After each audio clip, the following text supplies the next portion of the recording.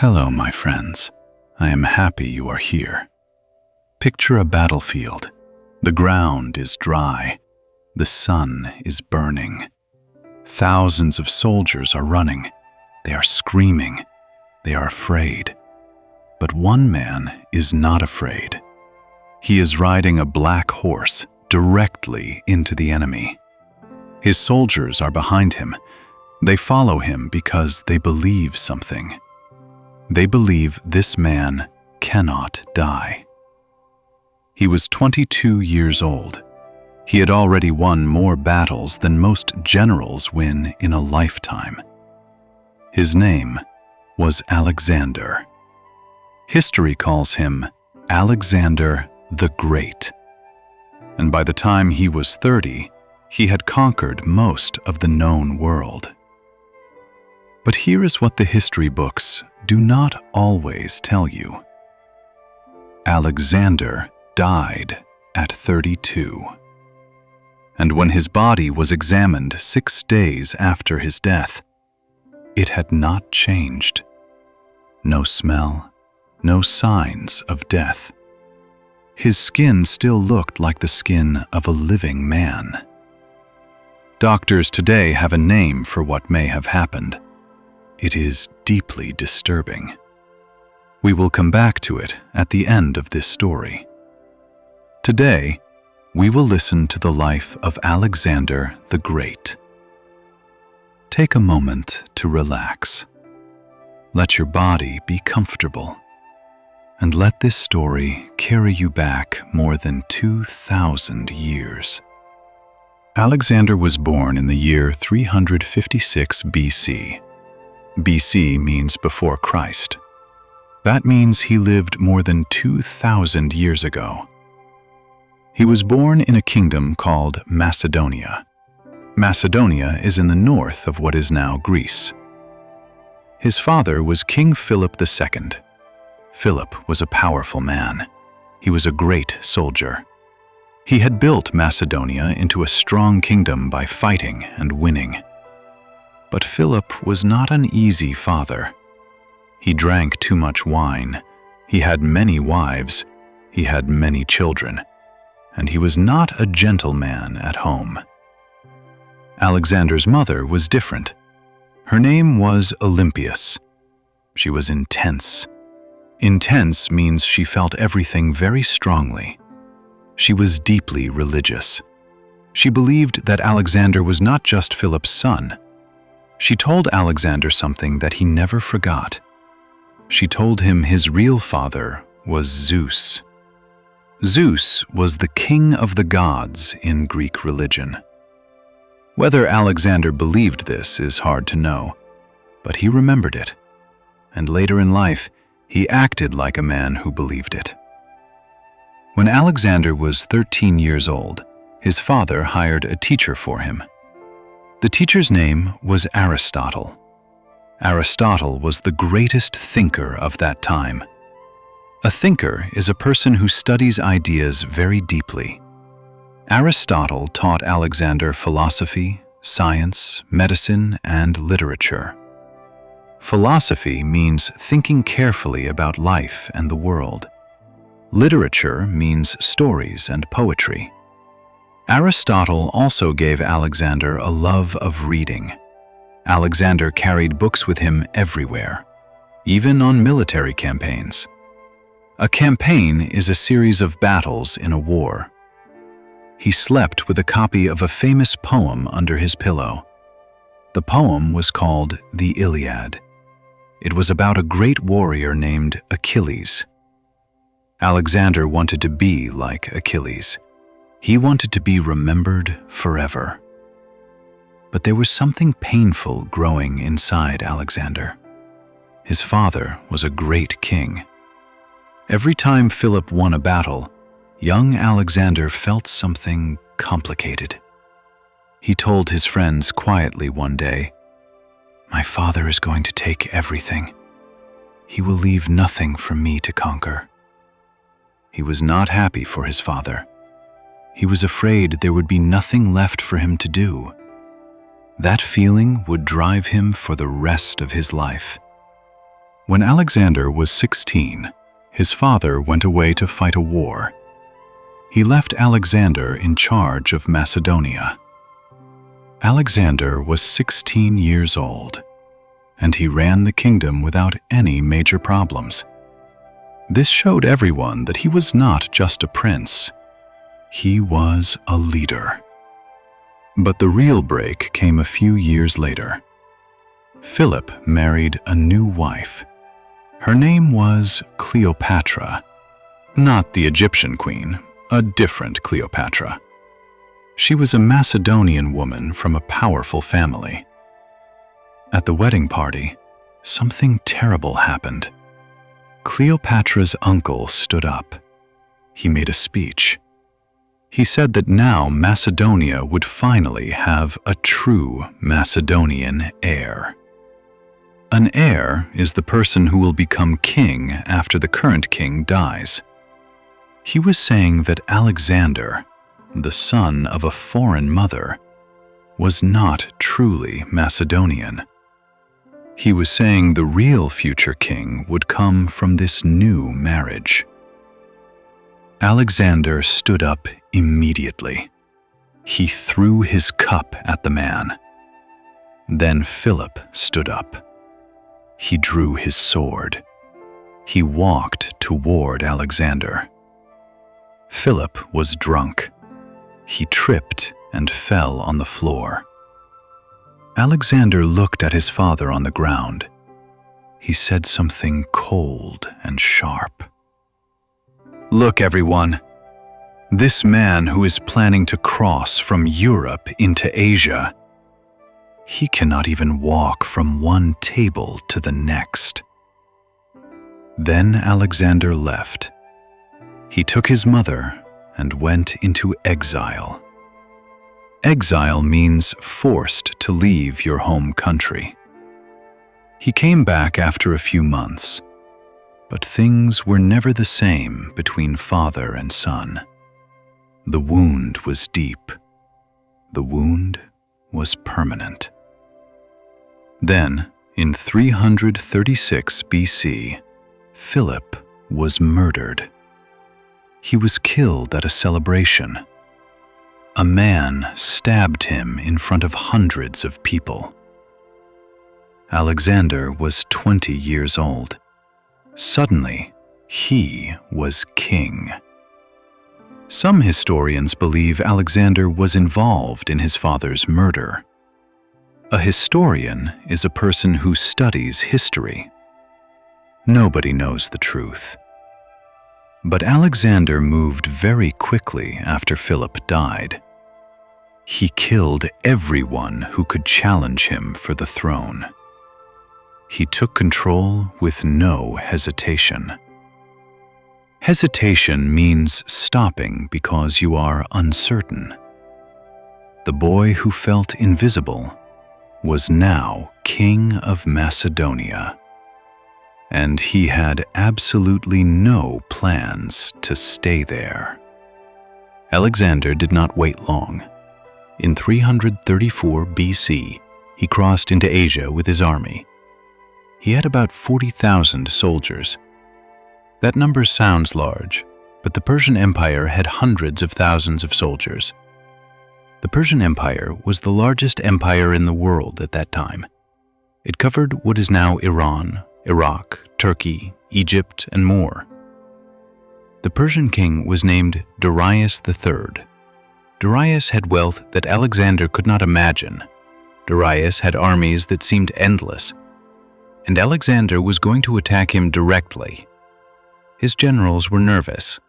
Some of them thought this was impossible. But Alexander did something on the first day that told everyone who he was. Before the first battle, his army stopped at a place called Troy. Troy was an ancient city. It was the city from the Iliad, the poem Alexander had read since childhood. Alexander walked to the tomb of Achilles. He laid flowers there. He ran around the tomb. He honored the warrior he had always wanted to become. Then he turned and walked toward the enemy. The first major battle was at a river called the Granicus. The Persian commanders expected Alexander to wait. They expected him to study the enemy position.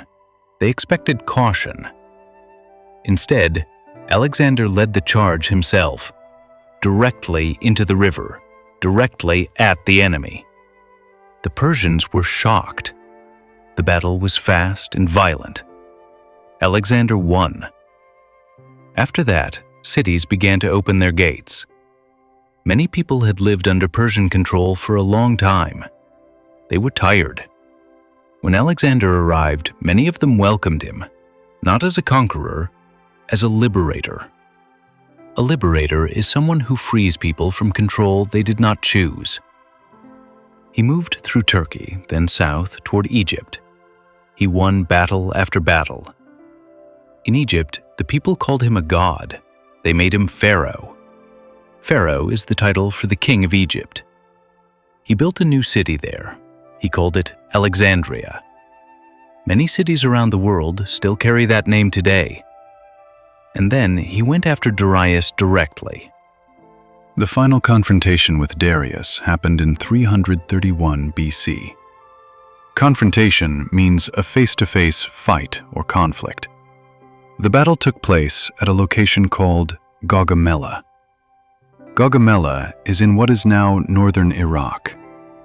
Darius had an enormous army. Some ancient writers say he had 1 million soldiers. Modern historians believe the number was lower, but it was still much, much larger than Alexander's force. Darius had also prepared the battlefield carefully. He had cleared the ground so his chariots could move fast. Chariots are vehicles pulled by horses used in ancient battles. He had chariots with blades attached to the wheels. These blades were designed to cut through Alexander's soldiers. The night before the battle, Alexander's general, Parmenion, came to him. Parmenion suggested a night attack. Attack them while they sleep. Alexander refused. He said he would not steal his victory in the darkness. Then he went to sleep. His generals could not believe it. They were too worried to sleep. Alexander slept so deeply they had to wake him up when morning came. The battle began. The Persian chariots charged. Alexander's soldiers stepped aside and let them pass, then closed behind them. The chariots were useless. Alexander watched the Persian line carefully. He was looking for one thing: a gap, a space in the enemy line. When he saw it, he did not send someone else. He rode directly toward it himself, straight at Darius. Darius saw Alexander coming, and Darius ran. The king of the largest empire in the world turned his chariot and fled. His army, when they saw this, began to collapse. Collapse means fall apart quickly. Alexander had won. Persia was finished. He took the Persian capital. He took the treasury. Treasury means all the gold and money stored by the government. The treasure was so large that it took 10,000 mules and 5,000 camels to carry it away. 10,000 mules, 5,000 camels. That is how much gold Alexander now controlled. He burned Persepolis, the great Persian palace. Why? Historians still debate this. Some say it was revenge for when the Persians burned Athens a century before. Some say he was drunk. Some say both. Alexander kept going east, always east, into what is now Afghanistan, then Pakistan, then India. His men had been marching for almost 10 years. They were tired. They missed their families. They had walked thousands of kilometers from home. In India, they faced a new kind of enemy.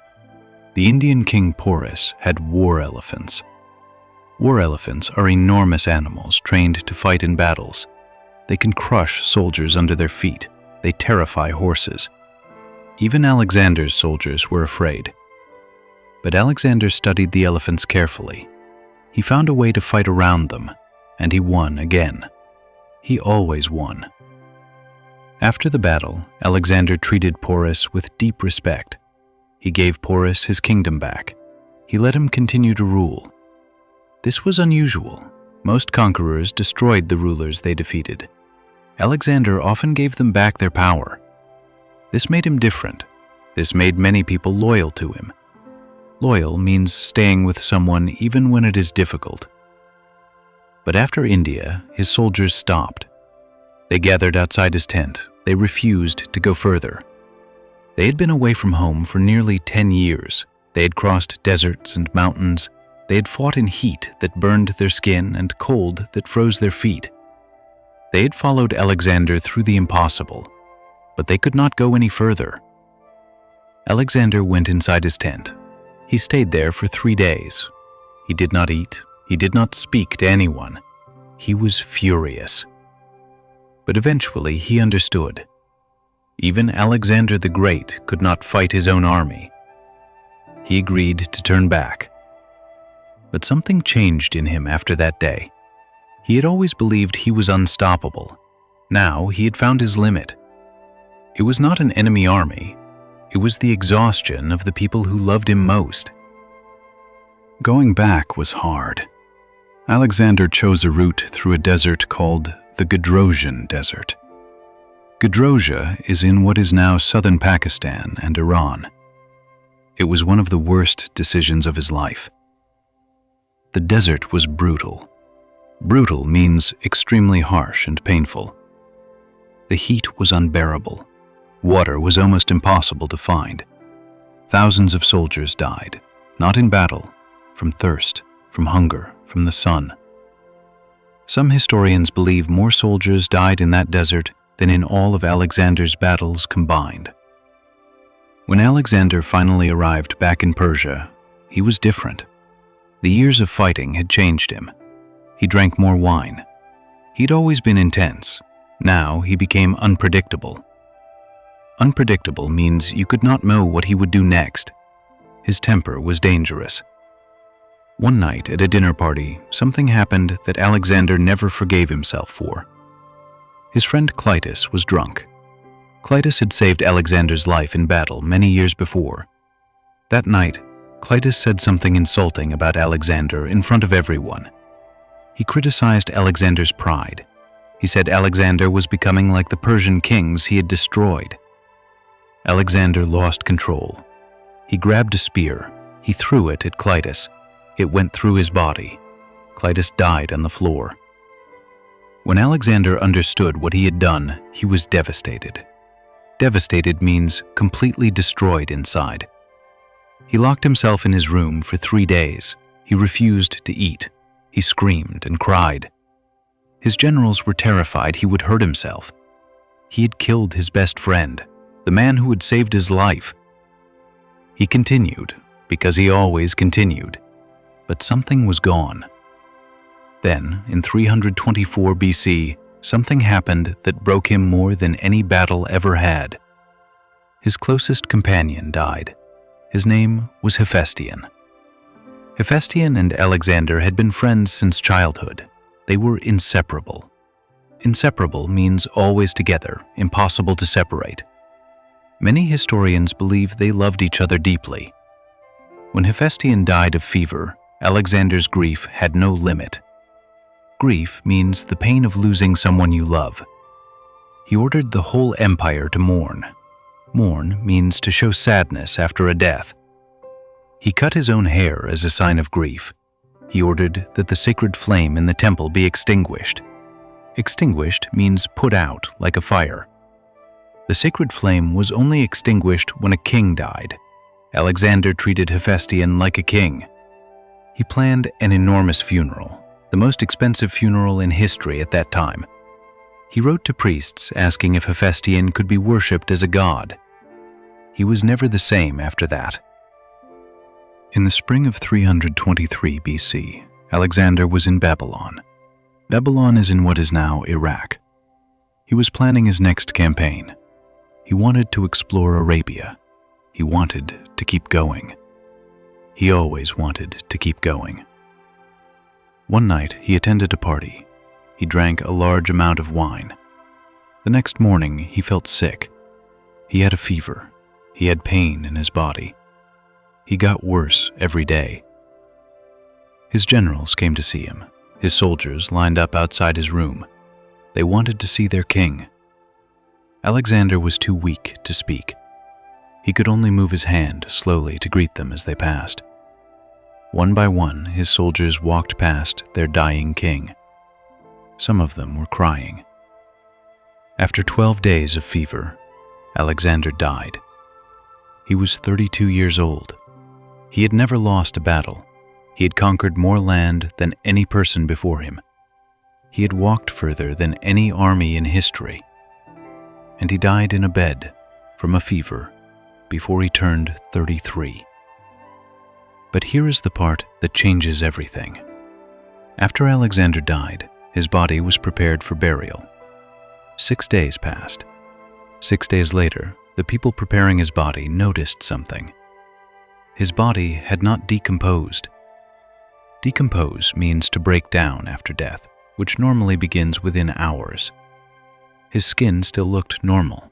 There was no smell. He looked like a man who was sleeping. At the time, people said it was a sign that he was a god. A god's body does not decompose. It was seen as proof of his divine nature. Divine means related to God or gods. But in 2019, a doctor in New Zealand published a medical study. Her name was Dr. Catherine Hall. She studied Alexander's symptoms carefully: the 12 days of illness, the specific kind of fever, the fact that his body did not decompose. She concluded that Alexander may not have been dead when they buried him. She believes he may have been suffering from a condition called Guillain-Barré syndrome. Guillain-Barré syndrome is a condition where the body's immune system attacks the nerves. Immune system means the part of your body that fights disease. Nerves control movement and sensation. Sensation means what you feel: heat, cold, pain, touch. In severe cases, this condition can cause a person to become completely paralyzed. Paralyzed means unable to move any part of the body, but the person can still be conscious. Conscious means awake, aware, thinking. The person can still hear everything around them. They can still feel, but they cannot move. They cannot speak. They look dead, but they are not. Dr. Hall believes that Alexander's body did not decompose because he was not dead. He was paralyzed. He was aware. He heard the people around him say he was dead. He may have been conscious when they began to prepare his body. He may have been alive when they placed him in his tomb. Nobody knows for certain. This is a theory. A theory is an idea that explains facts but has not been proven. But it is based on real medical evidence, and it changes the way you think about Alexander's death. The greatest conqueror in history, paralyzed, unable to move, unable to speak, surrounded by people who believed he was already gone. Alexander the Great died more than 2,000 years ago, but the world still knows his name. Why? Many people focus on the battles, the conquests, the gold, but there is something quieter in his story, something more personal. Alexander was terrified of being forgotten. He watched his father win battle after battle, and instead of being proud, he was afraid that there would be nothing left for him. That fear drove everything he did. He pushed himself further than any human being had ever gone, literally further, to the edge of the known world. And in the end, it was not an enemy that stopped him. It was time. It was a fever. It was the small, invisible things that no amount of power can control. He also shows us something about learning. Alexander could have relied only on his strength. He was physically brave. He was willing to die in battle. But that was not his real power. His real power was curiosity. Curiosity means a strong desire to know and understand. He read constantly. He carried books into war. He studied the cultures of the people he conquered. He learned from them. He did not only destroy, he built. He built cities, he built roads, he spread ideas. He created connections between cultures that had never met before. You are here today. You are listening to this story in English. Maybe English is not your first language. Maybe some words were new for you today. Maybe some parts were difficult. But you kept listening. You stayed with the story all the way to the end. That is exactly what Alexander did every single day. He did not stop when things became hard. He did not stop in the desert. He did not stop after Clitus. He did not stop after Hephaestion. He kept moving. Every story you listen to in English makes you a little stronger. Every new word you understand opens a new door. Every door you open takes you somewhere new. Keep going, my friends. Keep listening. Keep learning. You are doing something that matters. If this story stayed with you, please take a moment to subscribe to our channel. It is free, and your subscription helps us create more stories like this one for you. If you enjoyed the video, please click the like button. It helps other people find us. It helps our community grow. And please leave us a comment below. Tell us, what surprised you most about Alexander? Did you know about the theory of his burial? I would love to read your answer. Until our next story, take care of yourself, be kind to others, and never stop learning. I will see you very soon. Goodbye for now, my friends.